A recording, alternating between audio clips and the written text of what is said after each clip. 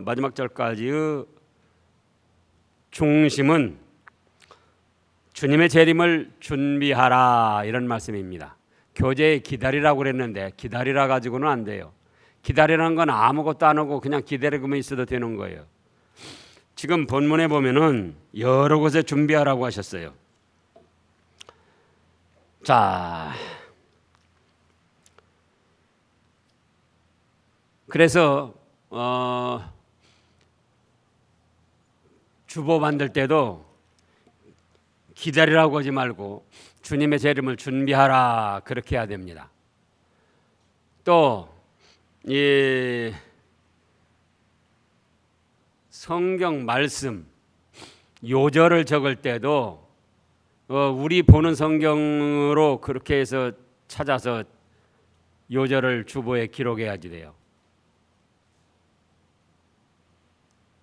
그러면 주님의 재림을 준비하라고 할 때 이 너무 길어가지고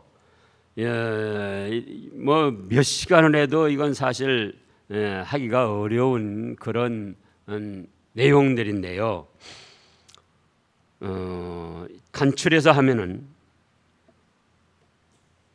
첫째로 주님의 재림을 준비하라.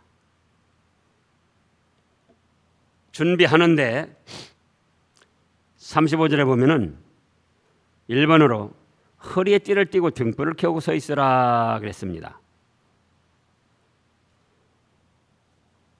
주님이 초림하신다고 성경에 여러 번 말씀을 하셨어요. 그런데 주님의 초림보다 주님의 재림을 몇 배나 더 많게 말씀을 하셨습니다. 그렇기 때문에 주님의 초림도 당시 사람들이 설마 무슨 뭐 예수님이 오시겠느냐, 메시아 그리스도를 기다리면서도 정작 자기 시대에는 오지 않을 걸로 알고, 그래서 예수님이 탄생하셨을 때 어떻게 했습니까? 동방에서 박사들이 별을 보고 예루살렘에 왔는데 예루살렘에서는 어떻게 됐죠? 왕을 비롯해서 대신들, 종교적 지도자들이 흥청망청 육신적 쾌락에 빠져 있었어요. 그러면 몇 번 말씀하시지 않은 주님의 초림도 이루어졌는데 주님의 재림은 초림보다 몇 갑절 더 많이 말씀을 하셨다 그겁니다.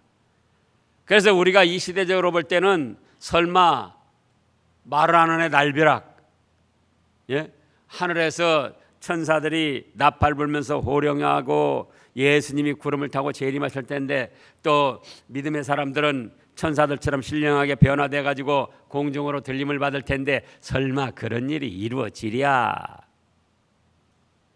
그렇게 생각해서는 안 돼요. 내 시대에도 이루어진다, 이루어질 수 있다, 그렇게 믿고 주님의 재림을 준비해야 됩니다. 주님의 재림을 준비하는데 1번으로 어떻게 준비하라고 그랬다고요? 허리에 띠를 띠고 등불을 켜고 서 있어라. 이건 뭡니까? 허리에 띠를 띈다는 것은 일반적으로 허리에 띠를 띄어야 부끄러움이 드러나지 않고 힘을 쓸 수가 있습니다. 그럼 허리에 띠를 띠라는 건 뭔가? 진리의 말씀으로 자기를 무장하라는 겁니다. 진리의 말씀으로 자기를 무장하고 자기를 단속하고 자기를 다스려 나갈 때에 그 사람이 부끄러움을 당하지 않고 힘을 쓸 수가 있어요. 세상도 이기고 죄악도 이기고 마귀도 이기고. 에베소서 6장을 보겠습니다. 허리에 띠라는 것이 무엇인가? 에베소서 6장 13절부터 보면은 그러므로 하나님의 전신갑주를 취하라. 이는 악한 날에 너희가 능히 대적하고 모든 일을 행한 후에 서기 위함이라. 14절 뭐라고 했습니까? 그런즉 서서 진리로 너희 허리띠를 띠고. 그래서 오늘 본문 말씀에서 허리에 띠를 띠라는 거는 뭐 혁대 뭐 또 허리띠를 띠라니까 뭐 저기 그 허리띠도 저는 어떤 분이 선물해 줄 때도 있지만은 5,000원짜리 그 합정 가죽으로 온 거 그거 씁니다. 뭐 바지마다 끼웠다 뺐다 하기 어려우니까는 여러 개를 다 바지에다 끼워 놓고 써요. 근데 또 허리띠띠라고 그랬으니까 또 저 유명 명품 또 허리띠 막 하나에 20만 원, 30만 원 가는 것도 그거 준비하려고 하지 마시고 허리에 띠를 띠라는 건 뭐라고요? 진리의 말씀으로 자기를 무장하고 단속하고 다스리라 그거예요. 주님의 재림이 가까이 올수록 자기 자신을 진리의 말씀으로 무장하고 다스리고 단속해 나가야 됩니다. 그 다음에 등불을 밝히라는 건 뭔가? 여기도 또 등불을 실제로 뭐 밝히라는 게 아니에요. 마태복음 5장 너희는 세상의 소금이요 빛이다 그랬잖아요. 마태복음 5장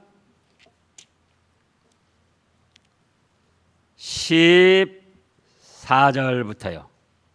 읽어보세요.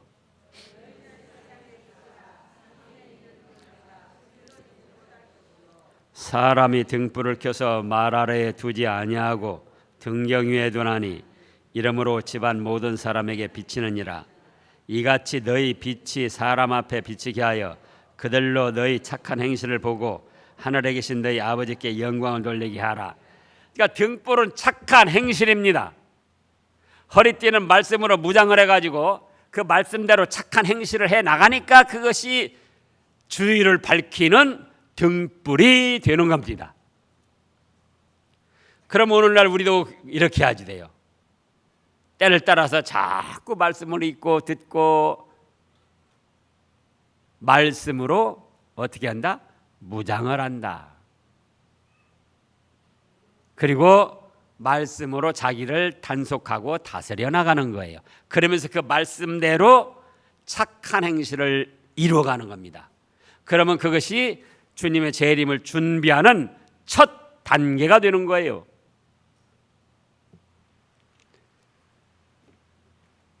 사실은 이 말씀 속에 지금 앞으로 이어지는 말씀이 다 포함된 거예요. 주님의 말씀으로 무장하고 그 말씀대로 자기를 다스리고 단속하고 그러면서 말씀에 순종해서 무슨 행실을 한다? 착한 행실. 이 속에 다 포함된 거예요. 그래도 조금 또 세부적으로 나누면은 36절에 너희는 마치 그 주인이 혼인집에서 돌아와 문을 두드리며 곧 열어주려고 기다리는 사람과 같이 되라. 주인이 와서 깨어있는 것을 보면 그 종들은 복이 있으리로다. 내가 진실로 너희에게 이르노니 주인이 띠를 띠고 그 종들을 자리에 앉히고 나와 수종들리라.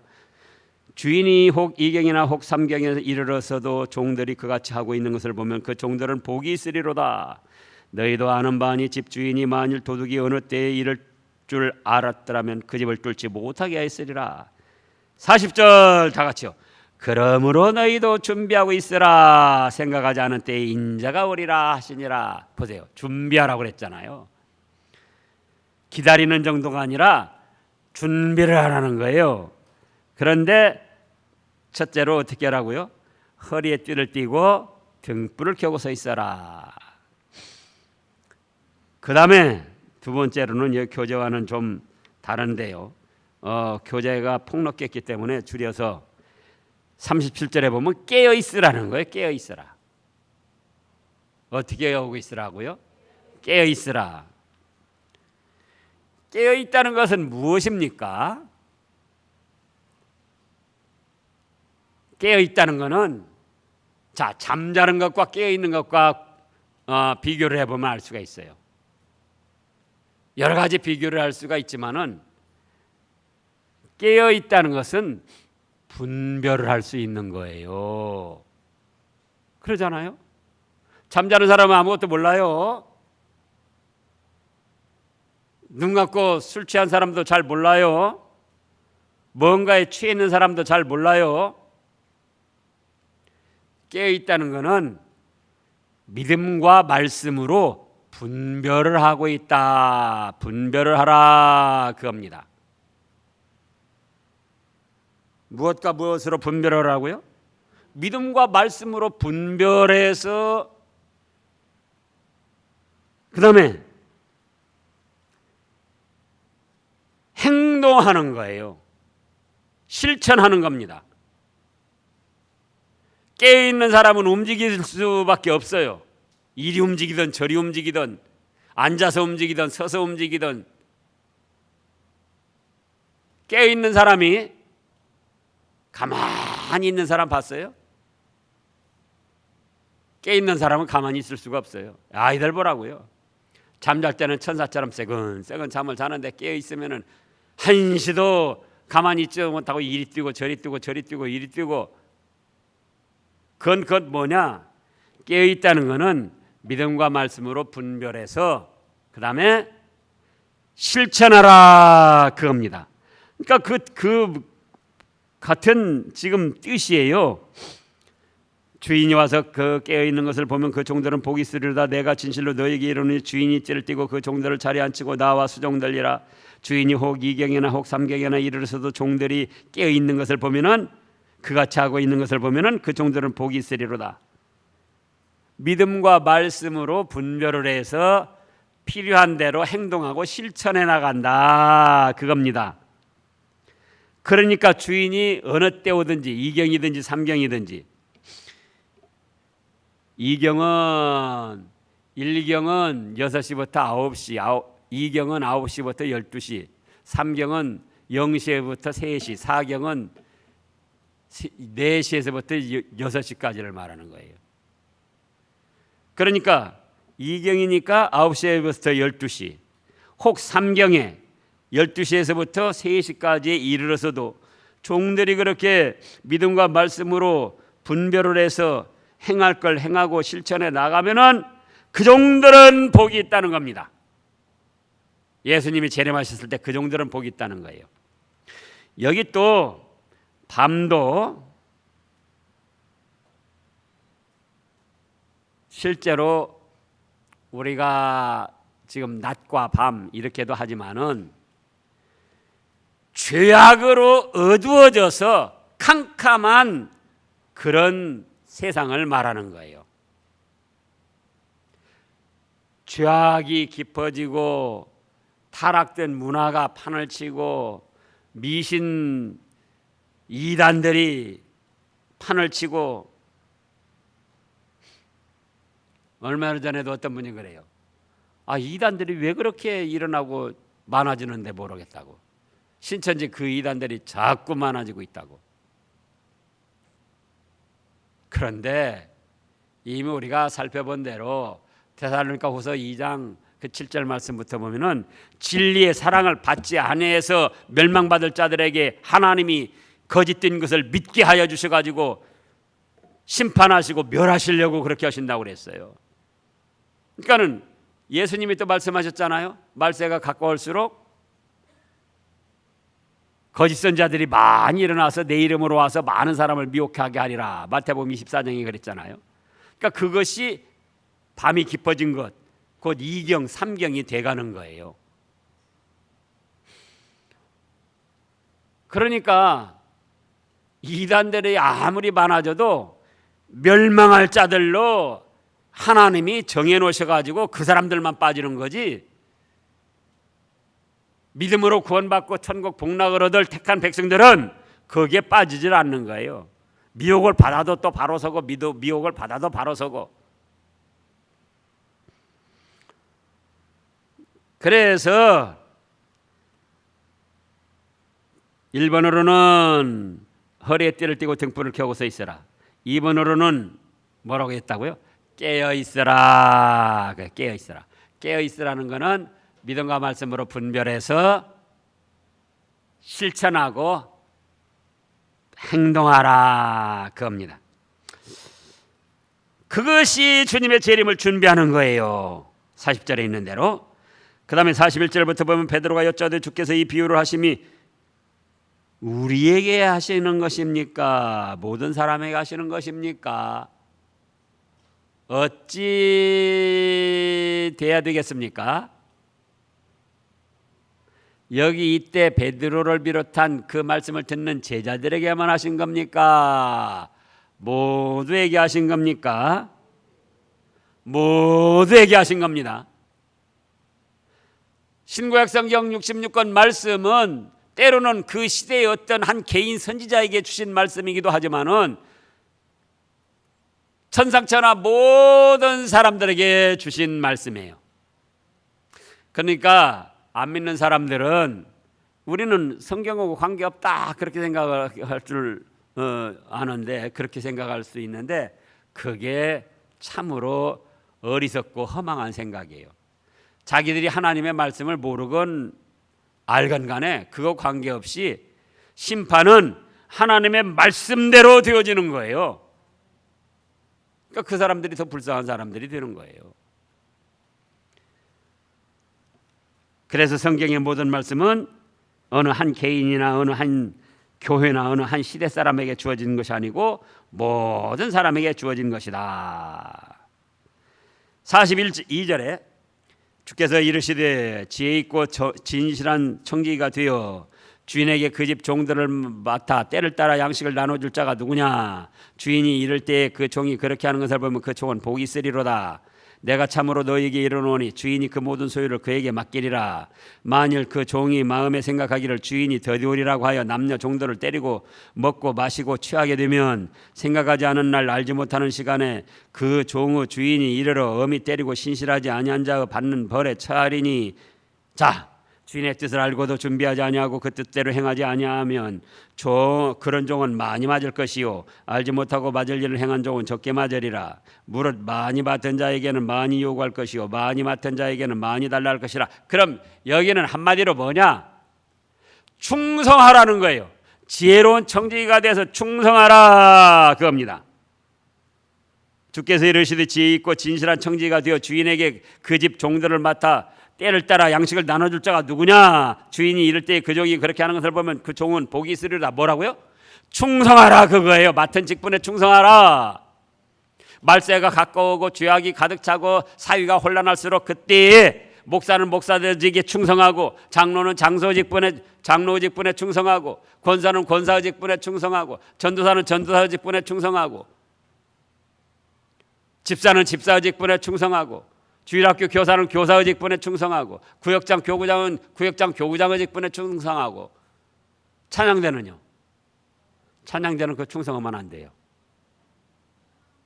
그냥 시간 나고 하고 싶은 때 있으면 나오고 그러면 말고 그러면 돼요? 찬양대도 찬양대대로 충성하고 그 내용이 그거예요. 뜻이 지혜로운 청지기가 되어 때를 따라 그 양식을 주위 집사람들에게 나눠줄 자가 누구냐? 그건 뭡니까? 충성하라는 거예요.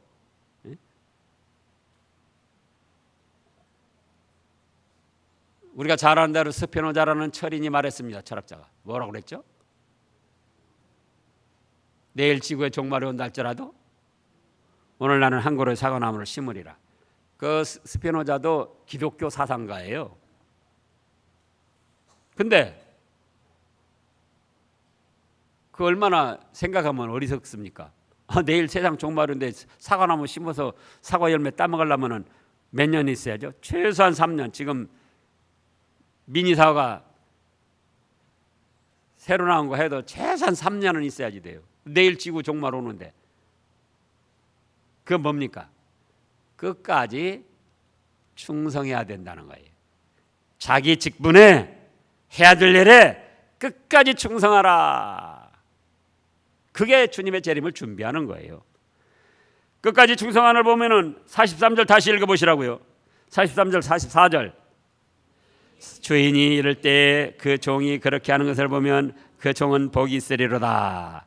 내가 참으로 너에게 이르노니 주인이 그 모든 소유를 그에게 맡기리라. 아멘.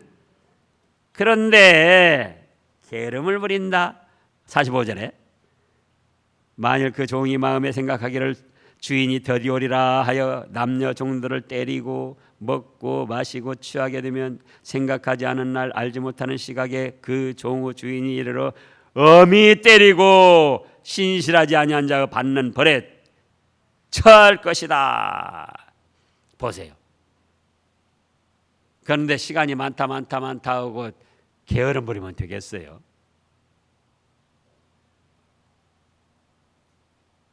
게으름 부리면 어떻게 된다고요? 신실하지 않은 자의 받는 벌에 처하겠다는 거예요. 47절에서는 우리는 주인의 뜻을 압니까? 모릅니까? 몰라요? 알아요?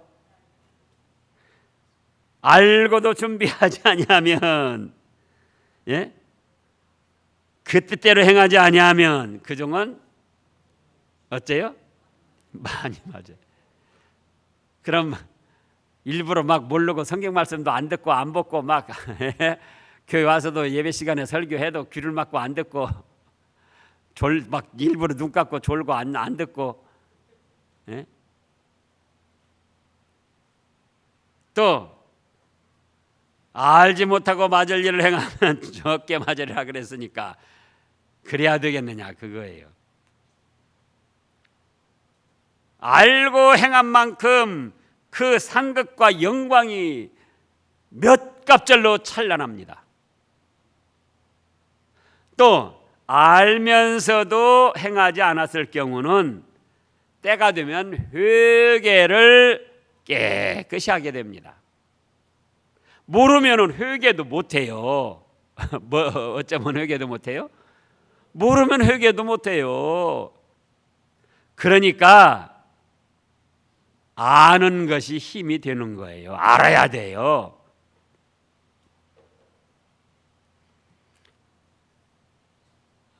알고 행하여야 된다. 그것도 충성 속에 다 들어있는 거예요. 아는 만큼 행해라. 알고도 행치 않으면 많이 맞는다고 그랬는데 그러면 몰라야 되는 거 아니고 알고도 행치 아니한 사람은 때가 되면은 뭘 한다?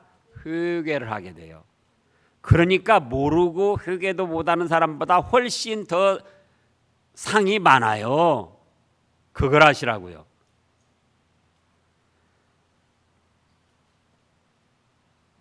우리는 많이 맡았습니까?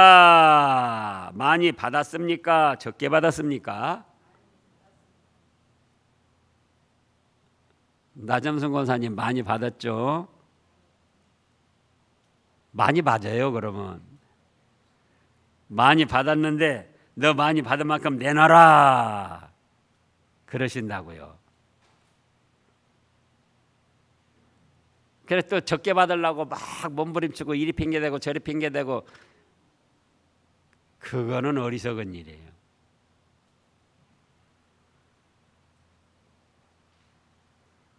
지금 새 정부의 각 기관장들 뭐 얘기 들어보니까 대통령이 인사권을 행사할 수 있는 데가 2만 몇 곳이래요. 2만 몇 곳. 뭐 15개 무슨 뭐 1000개가 아니고 장관을 비롯해서 뭐 각 기관 공사 뭐 2만 몇 개래요. 그래가지고 그거 한 자리 얻으려고 서로 지금 목을 메고 있는 거예요. 하고 싶어서 안 다르다가 떨어지는 사람은 있지만 나는 못하겠습니다, 안 하겠습니다, 그런 사람이 별로 없어요. 세상에서도 그런데 하늘나라의 그 상급받고 영광 누리는 자리 많이 받았으면은 많이 요구할 것이니까 충성하면 더 찬란하고 영광스러운 상급의 자리에 간다 그겁니다. 그래서 이제 여기까지 하면은 자, 주님의 재림을 준비하라. 몇 가지 했습니까? 1번 허리에 띠를 띠고 등불을 밝혀라. 2번 깨어있으라. 깨어있다는 건 뭐라고요? 믿음과 말씀으로 분별하고 행동하라. 실천하라. 3번 충성하라. 맡은 직분에 충성하라. 다음에 거기까지만 해도 되고요. 시간에 다 할 수가 없어요. 그 다음에 49절부터 보면은 그냥 살펴보고 갑니다. 내가 불을 땅에 던지러 왔다. 불은 무엇인가? 말씀이에요, 말씀. 예레미야서 5장에 있는 대로 교재에도 나와 있죠. 말씀을 던지러 오셔가지고 말씀을 딱 구속의 말씀, 생명의 말씀을 던지고 보니까 이건 참이다 하고 믿고 받아들여서 복받는 사람이 있고, 아니야 그건 거짓말이야. 한 집안에서도 그렇습니다. 택한 백성은 믿고 감사함으로 받아들여서 하나님을 섬기고 말씀대로 순종해 나가려고 합니다. 그런데 택함 받지 못한 백성들은 한 집안에서도 믿음의 일을 반대하고 거짓말이라고 하고, 그러니까 거기에는 뭐가 있습니까? 분쟁이 일어났다는 거예요. 그래서 51절에 내가 세상에 화평을 주려고 온 줄로 아느냐? 내가 너희에게 이르노니 아니라 도리어 분쟁하게 하려 함이로라. 이후부터는 한 집에 5사람이 있어 분쟁하되 셋이 둘과 둘이 셋과 하리니 53절에 아버지가 아들과 아들이 아버지와 어머니가 딸과 딸이 어머니와 시어머니가 며느리와 며느리가 시어머니와 분쟁하리라 하시니라. 이건 도덕 윤리적으로 잘못해서가 아니고 믿음을 지키는 사람들 때문에 불신앙의 사람들이 시비를 걸어가지고 분쟁이 일어나는 겁니다.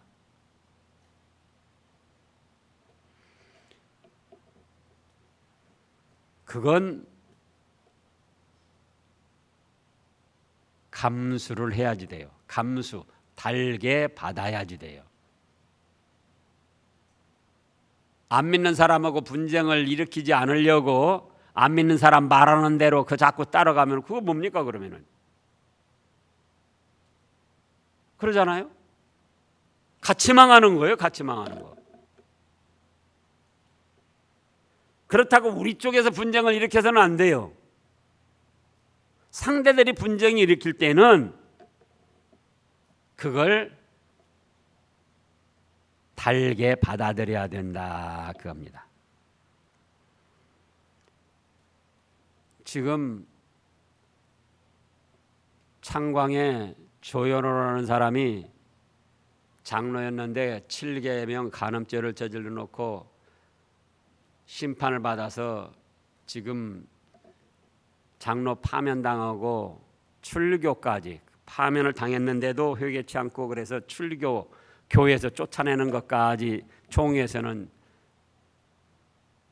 판결을 했는데 적반하장으로 오히려 명예훼손으로 고발을 했어요. 명예훼손으로. 지금 여러 목사님들을 명예훼손으로 고발을 했어요. 저한테도 지금 고발한다고 으름장을 놓고 있는 거예요. 저기 창곽교회 가서 그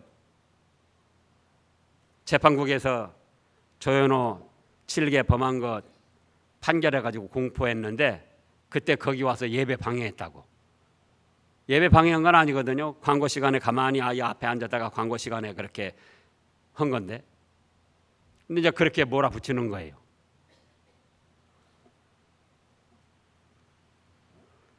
근데 그런 우리가 분쟁 일으키지 않았지만 그런 죄악된 사람들이 분쟁을 일으켜가지고